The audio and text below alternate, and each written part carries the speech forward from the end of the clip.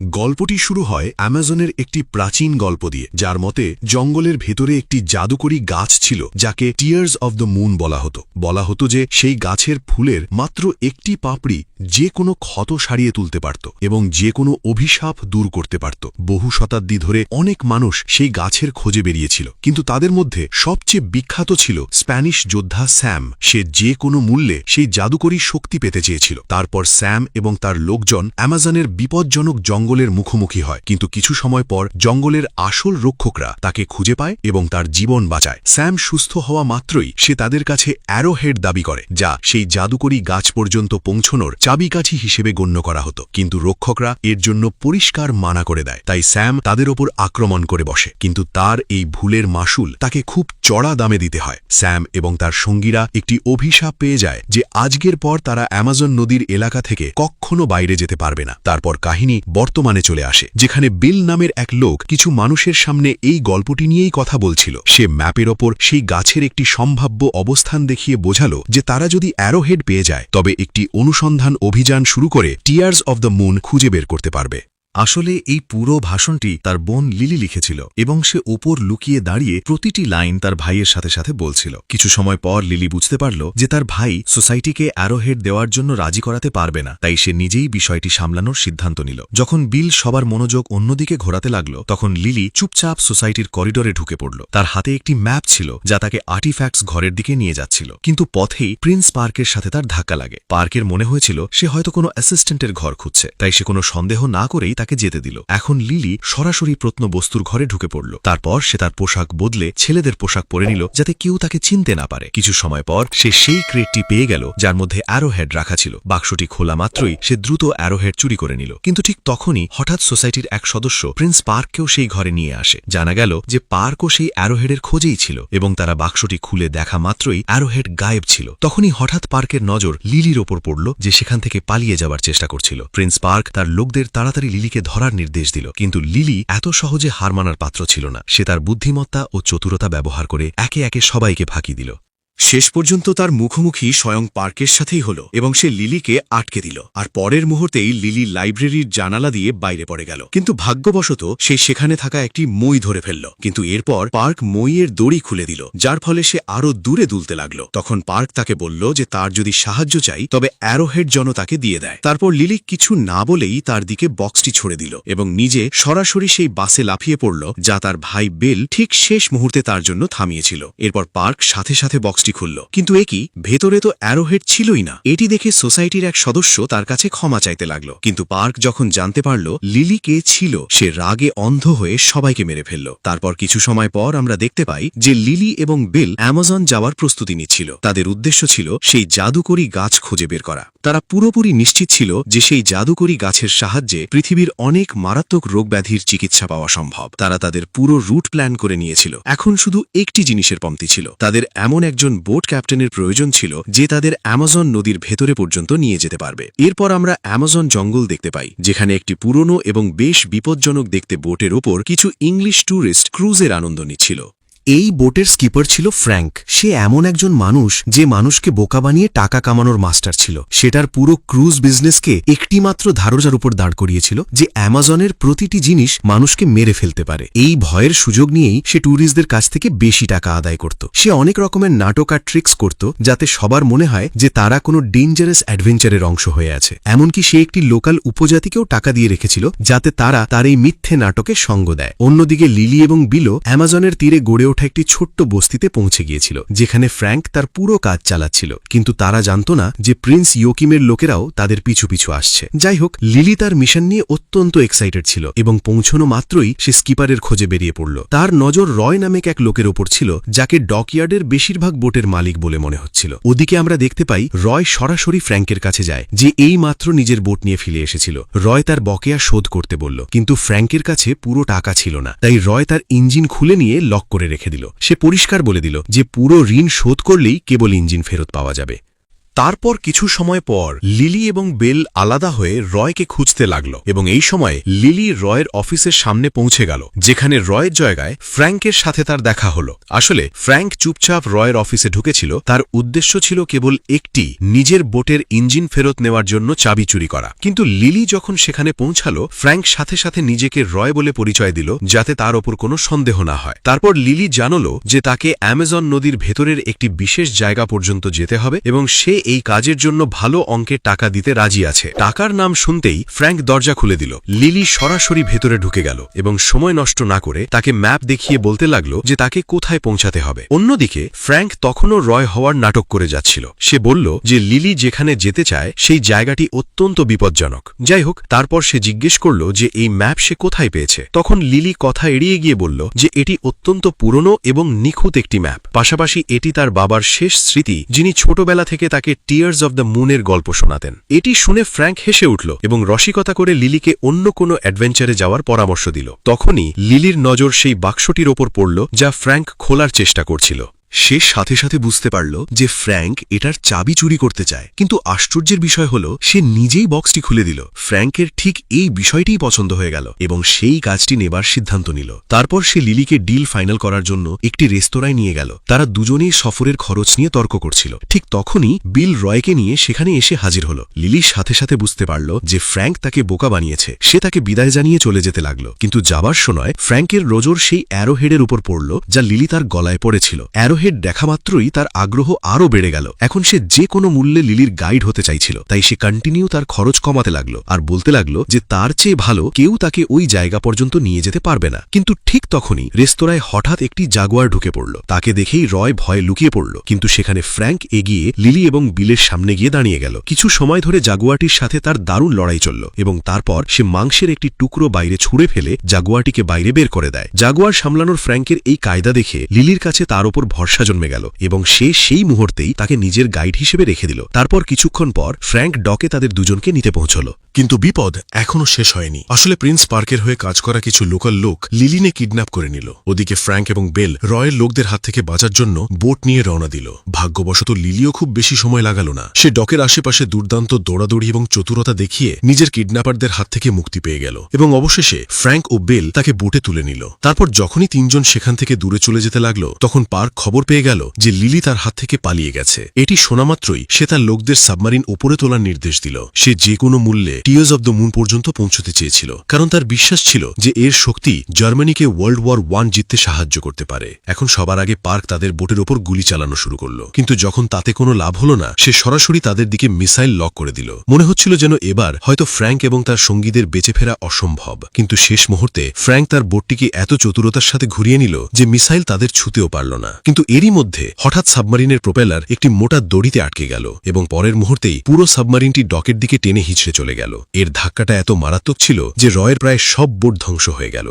এখন Frank, lily এবং bell অবশেষে টিয়ার্স অব দ্য মুনের খোঁজে রওনা হয়ে গেছে। সফরের সময় বেল প্রচণ্ড গরমে বেশ অস্থির থাকত, কিন্তু লিলি অ্যামাজনের প্রতিটি মুহূর্ত উপভোগ করছিল। নদীর আশেপাশে দেখা যাওয়া প্রতিটি অদ্ভুত পশু পাখি তাকে রোমাঞ্চকর করে তুলত। সে তার ক্যামেরা দিয়ে অনবরত ভিডিও বানাতে থাকত, এমনকি ফ্র্যাঙ্কও তার রেকর্ডিংয়ের অংশ হয়ে গেল। ফ্র্যাঙ্কের কাছে ক্যামেরাটি বেশ চমৎকার মনে হলো, তাই সেও ওটা চালিয়ে দেখতে শুরু করল। আর এরই মাঝে দুজনের মধ্যে একটি হালকা কেমিস্ট্রিও দেখা যেতে লাগলো। কিন্তু হঠাৎ লিলির মাথায় একটি বুদ্ধি এলো। সে ফ্র্যাঙ্ককে বলল বোটটিকে একটি নতুন রুটে নিয়ে যেতে, আর সেই রাস্তাটি বেশি বিপজ্জনক ছিল, কিন্তু রাস্তাটিকে বেশ ছোট করে দিতে পারত। ফ্র্যাঙ্কের এই বুদ্ধিটি মোটেও পছন্দ হয়নি। সে লিলিকে অনেক বোঝানোর চেষ্টা করল, কিন্তু সে যখন মানল না, তখন সে বাধ্য হয়ে তার কথা মেনে নিল। তারপর রাত হতেই ফ্র্যাঙ্ক বোটটিকে নদীর তীরে থামালো, যাতে ইঞ্জিন কিছুক্ষণ বিশ্রাম পায়। এদিকে বেল ঘুমাতে চলে গেল, আর ফ্র্যাঙ্ক ও লিলি ডেকে বসে গল্প করতে লাগলো। ধীরে ধীরে দুজনে একে অপরকে আরো ভালো করে বুঝতে লাগলো। কিন্তু তখনই বিলের সাথে একটি অদ্ভুত ঘটনা ঘটে গেল। তার মুখোমুখি হল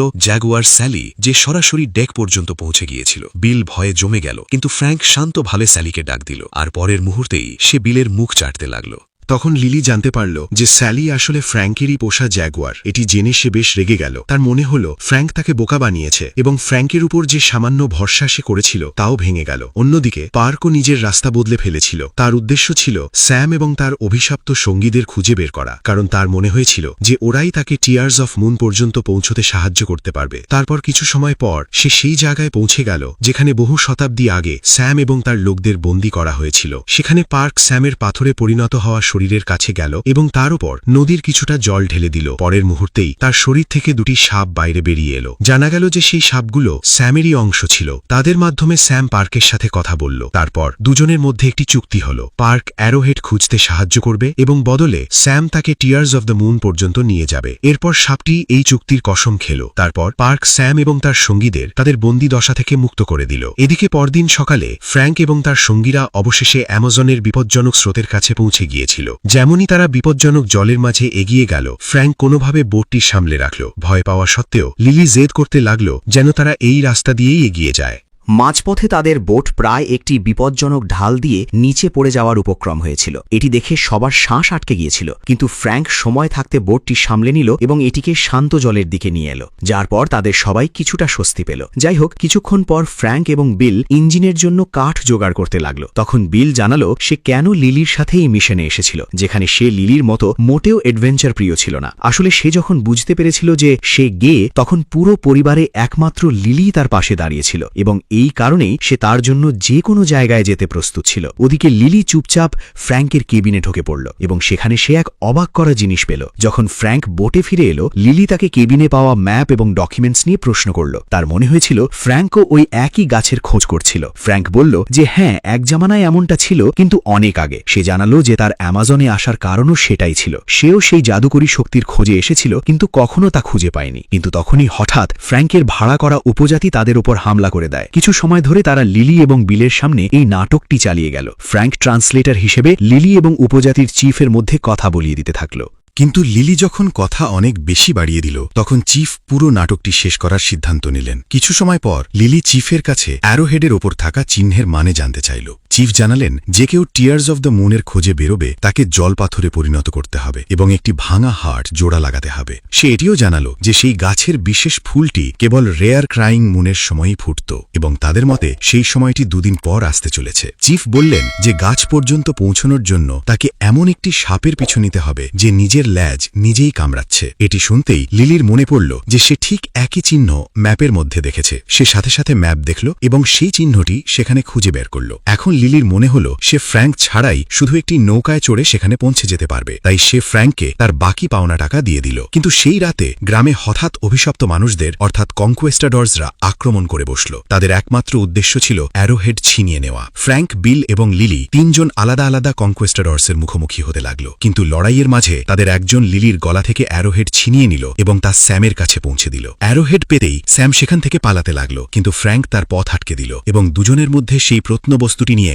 মারাত্মক লড়াই শুরু হয়ে গেল। কিন্তু এই লড়াইয়ের মাঝেই স্যাম ফ্র্যাঙ্ককে ছুরি মেরে দিল। তবে গাছের মাঝখান থেকে নিচে পড়ে যাওয়ার আগে ফ্র্যাঙ্ক অ্যারোহেডটি আবার ছিনিয়ে নিল এবং লিলিকে লক্ষ্য করে ওপরে ছুড়ে দিল। ওদিকে চিফ লিলি এবং বিলের জীবন বাঁচালেন এবং দুজনকে সুরক্ষিত নিচে নিয়ে এলেন। তারপর সে লিলিকে বলল যেন সে নদীর নজরের থেকে দূরে পালিয়ে যায়, কারণ কনকোয়েস্টাডর্সরা নদী পার হতে পারত না। লিলি পালাতে লাগল, কিন্তু স্যামের সাপগুলো তার কাছে পৌঁছে গেল এবং তাকে জড়িয়ে ধরে ফেলল। স্যাম কিছু করার আগেই জঙ্গল তাকে এবং তার সঙ্গীদের টেনে হিঁচড়ে আবার নদীর দিকে নিয়ে গেল। যখন কনকোয়েস্টাডর্সরা নিজেদের সামলে নিল, তখন তারা বুঝতে পারল যে এখন লিলি পর্যন্ত পৌঁছানোর জন্য তাদের পার্কের সাহায্য প্রয়োজন ছিল। তখন স্যামের এক সঙ্গী তার মৌমাছিগুলোকে পার্কের কাছে পাঠিয়ে দিল যাতে সে তাদের অবস্থার খবর পায়। তারপর পরদিন সকালে লিলি ফ্র্যাঙ্ককে দেখল এবং তার মনে হল সে একদম ঠিকঠাক আছে। কিন্তু চিফ এবং বিল যখন সেখানে পৌঁছাল, তখন তাদের নজর ফ্র্যাঙ্কের পিঠে গেঁথে থাকা ছুরির ওপর পড়ল। এখন ফ্র্যাঙ্কের কাছে সত্যি কথা বলা ছাড়া আর কোনো উপায় ছিল না। সে স্বীকার করল যে সেও একসময় স্যামের সেই কনকোয়েস্টাডর্সদেরই একজন ছিল, কিন্তু সে আরও কিছু বোঝানোর আগেই লিলিকে তার শরীর থেকে ছুরিটি বের করতে হল। তবে আশ্চর্যের বিষয় ছিল যে ছুরি বের করার পরও ফ্র্যাঙ্কের কিছুই হয়নি। এটি দেখে বেল সেখানে অজ্ঞান হয়ে যায় যাই হোক, কিছুক্ষণ পর লিলি তার জ্ঞান ফিরিয়ে আনে, তাকে বিদায় জানালো। সে জানালো যে এই সফরের বাকি অংশ সে কেবল ফ্র্যাঙ্কের সাথেই পার করবে। ওদিকে অভিশপ্ত কনকোয়েস্টেডোর্সদের মৌমাছিগুলো পার্কের সাবমারিন পর্যন্ত পৌঁছে গিয়েছিল। পার্ক সেগুলোকে ভেতরে ডাকল। তাদের মধ্যে একটি মৌমাছি ম্যাপের ওপর অ্যারোহেডের অবস্থান দেখালো। তারপর দুজনের মধ্যে পুরো কথোপকথন হল, যা দেখে পার্কের সঙ্গীরাও অবাক হয়ে গেল। এদিকে সফরের সময় ফ্র্যাঙ্ক এবং লিলি তার বিগত 400 বছরের জীবন নিয়ে কথা বলতে লাগল। ফ্র্যাঙ্ক জানালো যে সে স্যামের সবচেয়ে কাছের বন্ধু ছিল। এই কারণেই সে তার সাথে টিয়ার্স অব দ্য মুনের খোঁজে অ্যামাজনে এসেছিল, কারণ স্যাম তার মেয়েকে মৃত্যুর মুখ থেকে বাঁচাতে চেয়েছিল। ফ্র্যাঙ্ক স্যামের জন্য ম্যাপ বানাত এবং নদীর যে ম্যাপটি লিলি ব্যবহার করছিল সেটিও ফ্র্যাঙ্কই বানিয়েছিল। ফ্র্যাঙ্ক স্যামের সাথে জঙ্গলের গভীরে সফর করেছিল যাতে টিয়ার্স অব দ্য মুনের জাদুকরী ফুল খুঁজে পাওয়া যায়। কিন্তু যখন সে দেখল যে উপজাতিটি তাদের জীবন বাঁচিয়েছিল, স্যাম তাদের সাথে কি করতে প্রস্তুত ছিল, তখন সে বুঝতে পারল যে সে এর অংশ হতে পারবে না। ফ্র্যাঙ্ক স্যামকে চিফের মেয়ের জীবন নেওয়া থেকে আটকে দিল। এই সময় সেই মেয়েটি অ্যারোহেড নিয়ে পালিয়ে গেল এবং নিজের শেষ নিঃশ্বাস ত্যাগ করার সময় চিফ স্যাম এবং তার সঙ্গীদের অভিশাপ দিয়ে দিলেন। এভাবে বছর কাটতে লাগল এবং ফ্র্যাঙ্ক ও স্যাম বারবার একে অপরের মুখোমুখি হতে থাকল।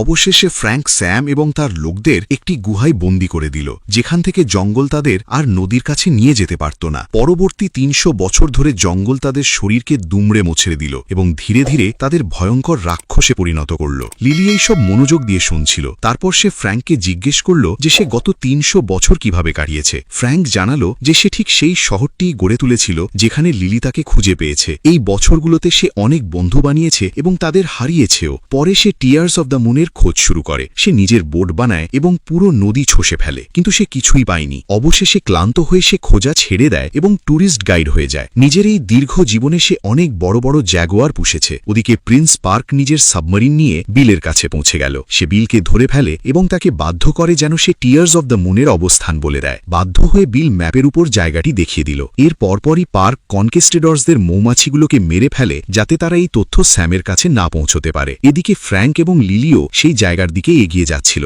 এই সময় ফ্র্যাঙ্ক লিলিকে বলল যে যখন সে টিয়ার্স অব দ্য মুনের ফুল পেয়ে যাবে তখন সে কি করবে।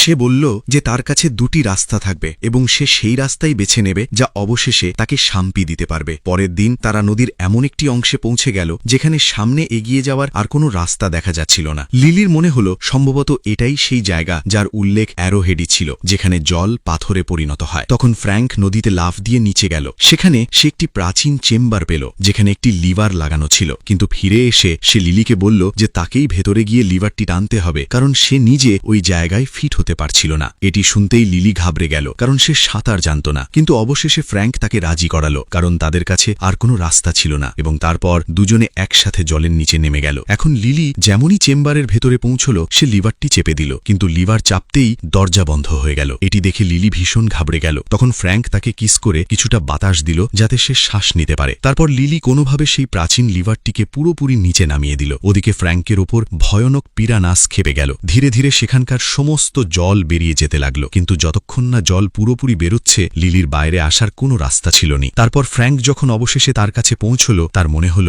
লিলি হয়তো ডুবে গেছে। কিন্তু পরের মুহূর্তেই লিলির চোখ খুলে গেল এবং সে ফ্র্যাঙ্ককে একটা থাপ্পড় মেরে দিল, কারণ সে তাকে সেখানে একা ছেড়ে দিয়েছিল। যাই হোক, পোশাক বদলানোর সময় দুজনেই বুঝতে পারল যে তারা অবশেষে গাছের আসল অবস্থান খুঁজে বের করেছে। কিন্তু তখনই আরও একটি বড় বিপদ সামনে চলে এলো। যেমনই সেখানকার বাকি জলটুকুও বেরিয়ে গেল, তারা দেখল যে পার্কও সেখানে উপস্থিত ছিল এবং সে বিলকে নিজের বন্দি বানিয়ে রেখেছিল। বিষয়টি আরও খারাপ তখন হল যখন কনকোয়েস্টেডর্সদের একটি মৌমাছি, যা চুপচাপ তাদের পিছু নিচ্ছিল, ফিরে গিয়ে অভিশপ্ত কনকোয়েস্টেডর্সদেরও লোকেশনটি জানিয়ে দিল। তখনই পার্ক লিলির কাছ থেকে অ্যারোহেড ছিনিয়ে নিল। তারপর সে ফ্র্যাঙ্ককে বাধ্য করল যেন সে তার স্টিম বোট দিয়ে সবাইকে সেই গুহার ভেতরে নিয়ে চলে যেখানে সেই জাদুকরী গাছটি ছিল। কিন্তু তারা যখন গাছটির কাছে পৌঁছালো সেটি শতাব্দীর পর শতাব্দী ধরে মৃত বলে মনে হচ্ছিল। তখন পার্ক লিলিকে বলল যেন সে গাছে ফুল ফোটায়, কারণ এটি কিভাবে করতে হয় তা খুব কম মানুষই জানত। কিন্তু লিলি মানা করে দিল। তখন ফ্র্যাঙ্ক বলল যে সে এই কাজটি করবে, কিন্তু বদলে তার ফুলের একটি পাপড়ি চাই। এখন পার্ক এই কথায় রাজি হয়ে গেল, কিন্তু সে বিলকে নিজের কাছেই বন্দি বানিয়ে রাখল। তারপর ফ্র্যাঙ্ক পার্কের কাছ থেকে অ্যারোহেড নিল এবং সামনে এগিয়ে যাওয়ার রাস্তা খুঁজতে লাগল। যখন সে সাথে সাথে সফল হল না, পার্ক লিলিকেও তার সাহায্য করতে বাধ্য করল। তারপর দুজনে মিলে ধাঁধা সমাধান করতে শুরু করল। আর তখনই তারা জানতে পারল যে অ্যারোহেড আসলে অ্যারোহেড ছিলই না, আসলে সেটি ছিল একটি হার্ট। চিহ্নের নির্দেশনা অনুযায়ী তারা সেটিকে ভেঙে ফেলল এবং তার ভেতর থেকে একটি জাদুকরী টুকরো বের করল। তারপর সেই টুকরোটিকে পাথরের একটি অংশে রাখা হলো এবং জুড়ে থাকা হৃদয়টিকে অন্য পাশে। যেমনই এটি করা হলো, গাছের জাদুকরী শক্তি প্রকাশ পেতে লাগল। চাঁদের আলোয় সেই গাছটি ধীরে ধীরে ফুটতে লাগল এবং কিছুক্ষণের মধ্যেই তা পুরোপুরি ফুলে ভরে গেল। কিন্তু গাছটি ফুটতেই লিলি ফ্র্যাঙ্ককে গুলি করে দিল। আসলে এটি তাদের পরিকল্পনা ছিল। গুলি লাগা মাত্রই ফ্র্যাঙ্ক গুহার গভীরে পড়ে গেল। ওদিকে পার্ক সাথে সাথে তার লোকদের নির্দেশ দিল যেন ক্রাইং মুন শেষ হওয়ার আগে সব পাপড়ি ছিঁড়ে নেওয়া হয়। এরই মধ্যে ফ্র্যাঙ্ক পার্কের লোকদের হাত থেকে বিলকে বাঁচিয়ে নিল। তারপর স্যালির সাহায্যে দুজনে মিলে স্টিম বোটের উপর আবারও নিয়ন্ত্রণ প্রতিষ্ঠা করল। তারপর লিলি গাছের ওপর চড়ে বসল যাতে একটি পাপড়ি হাসিল করতে পারে, কিন্তু ক্রাইং মুন শেষ হওয়ার আগে তা ছেড়ার জন্য তাকে খুব দ্রুত দৌড়াতে হয়েছিল। অবশেষে সে টিয়ার্স অব দ্য মুনের একটি পাপড়ি ছিঁড়ে নিল, কিন্তু সেই মুহূর্তে সে গাছ থেকে নিচে পড়ে গেল এবং সেখানে প্রিন্স পার্ক আগে থেকেই উপস্থিত ছিল। সে আরও একবার লিলিকে হুমকি দিল এবং বলল যে পাপড়ি আমাকে দিয়ে দাও, নয়তো তোমাকে এবং তোমার ভাইকে কেউ বাঁচাতে পারবে না। তখনই হঠাৎ পুরো গাছটি ভেঙে পড়তে লাগল। নিজের জীবন বাঁচানোর জন্য লিলি পাপড়িটি ছেড়ে দিল এবং পার্ককে ধরে ফেলল। অন্যদিকে ফ্র্যাঙ্ক পড়তে থাকা পাপড়িটি ধরে ফেলল। কিন্তু গল্প এখনো শেষ হয়নি। তখনই অভিশপ্ত কনকুইস্টাডোর্সরাও গাছ পর্যন্ত পৌঁছে গেল এবং তারা লিলির পেছনে লেগে পড়ল। কিন্তু ফ্র্যাঙ্ক পাপড়ি দেখিয়ে তাদের মনোযোগ নিজের দিকে টেনে নিল এবং তাদের নিজের পেছনে আসতে বাধ্য করল। ফ্র্যাঙ্ক বিলকে সুরক্ষিত জায়গায় ছেড়ে দিল এবং স্যালিকে তার সাথে থাকার নির্দেশ দিল যাতে সে বিল এবং লিলি দুজনেরই রক্ষা করতে পারে। তারপর লিলি গাছ থেকে নিচে তার ভাইয়ের কাছে চলে এলো এবং দুজনে দেখল যে ফ্র্যাঙ্ক নিজের বোটটিকে সরাসরি সেই প্রাচীন স্মারকের দিকে নিয়ে যাচ্ছে। কনকুইস্টাডোর্সরা পাপড়ি পাওয়ার জন্য ফ্র্যাঙ্কের সাথে লড়াই করতে লাগল, কিন্তু ফ্র্যাঙ্ক একে একে সবার মুখোমুখি হল এবং তাদের আটকে রাখল। শেষমেশ তার মুখোমুখি স্যাম হল। স্যাম আরও একবার তার কাছে পাপড়ি চাইল, কিন্তু তখন জানা গেল যে আসল পাপড়ি তো বিলের কাছে ছিল,